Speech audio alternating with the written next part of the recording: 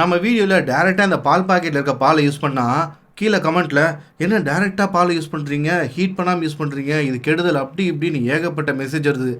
ஆனால் இது எல்லாமே ஹோமோஜினைஸ் அண்ட் பாஸ்சரைஸ்டு மில்க். ஹோமோஜினைஸ் அப்படின்றது இதில் இருக்க ஃபேட்டை பிரேக் பண்ணுறது. அதாவது ஹை ப்ரெஷரில் மாலிகூல்ஸை மிக்ஸ் பண்ணுவாங்க. இதனால் பால் யூனிஃபார்மாக மிக்ஸ் ஆகி இருக்கிற ஃபேட்டெல்லாம் யூனிஃபார்ம் ஆகிடும். அதே மாதிரி பாஸ்சரைஸ்டு அப்படின்னா இந்த பாலை ஹை டெம்பரேச்சரில் ஹீட் பண்ணி சடனாக கூல் பண்ணி அதுக்கப்புறம் தான் பேக்கே பண்ணுவாங்க.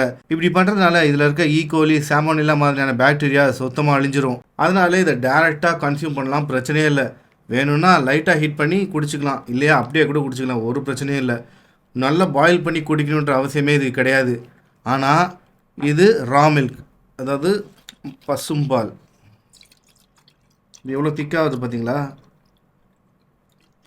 இந்த பாட்டில் இங்கே மேலே இந்த திக்கான லேயர்லாம் ஃபார்ம் ஆகிருக்கு பார்த்தீங்களா?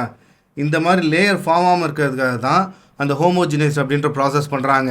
அதே மாதிரி இது ரா மில்க் அப்படின்றதுனால இதில் ஈகோலி, சமோனிலா மாதிரியான பாக்டீரியாஸ் இருக்கும். இதை டேரெக்டாக கன்சியூம் பண்ணால் கண்டிப்பாக நமக்கு பிரச்சனை.